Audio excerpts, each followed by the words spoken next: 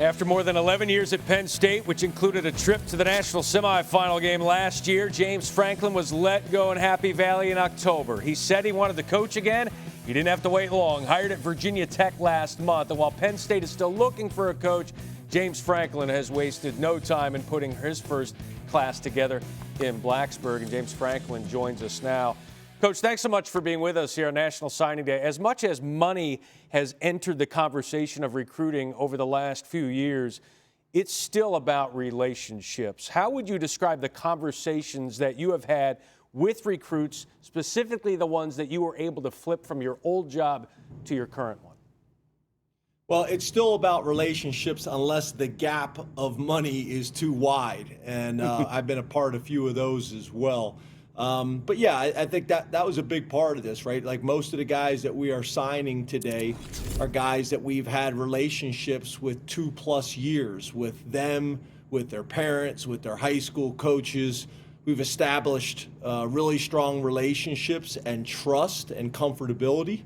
And now, obviously, we're in a different situation and a different brand with Virginia Tech. That for most of us, you guys on the show, we grew up with a Virginia Tech that was kicking butt and taking names, and this is going to be the type of class and type of young men that are going to help us restore that. Coach, Tom Luginbill here. I know that you referenced that money gap, and one of the attractive things about this Virginia Tech job was the announcement a couple of months back of the investment into football, into the revenue producers, and making football the front porch of the university. How significant, as you were doing your homework on this job, is that alignment top to bottom to help this program take the next step? Yeah, so that was a big part of it. What was good and helpful is when I started talking to schools about my next opportunity, it was very obvious with Virginia Tech they had a plan. We've already seen it's been public that they had made a decision to invest more in football. For a number of different reasons, possible conference realignment, the new ACC revenue sharing plan in terms of viewership, a lot of different reasons that you want to stay a part of these types of conversations, and that's going to be critical for Virginia Tech moving forward. So that was helpful.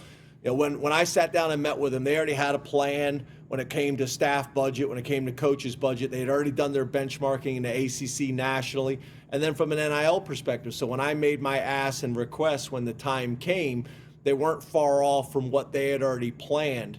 But I think you guys know, too, there's a difference between being competitive, and we've made a move to be competitive.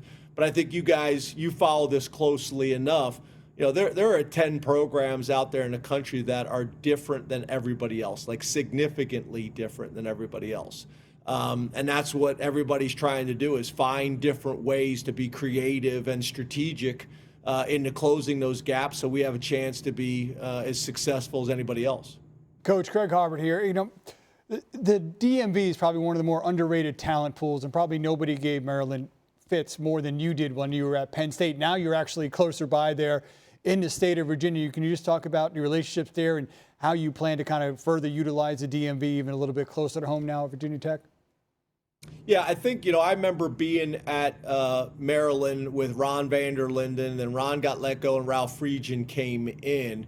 And at that point, the DMV wasn't really being recruited the way it is now. It was amazing. We'd be in camp, and how many guys that we'd have that ran 4.4 or 4.3 or jumped 38 vertical jump, and just guys in the area that nobody was really recruiting and nobody knew about. That's not the case anymore. Everybody goes into the DMV and hits it hard.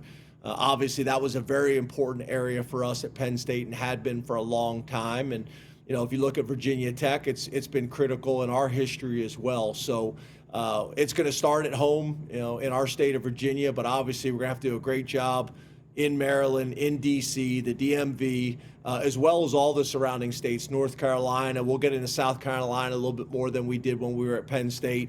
We got to dominate the footprint, but then we also have to recruit nationally. But it's hard to recruit nationally if you're not taking care of your home state first. Off to a great start. It's going to take some time getting adjusted to seeing the VT there on the shirt, but you've adjusted well. Thank you, James. Really appreciate it. Guys, I appreciate it. They've been telling me the maroon brings out my eyes. We can attest to that. You want this, you got that.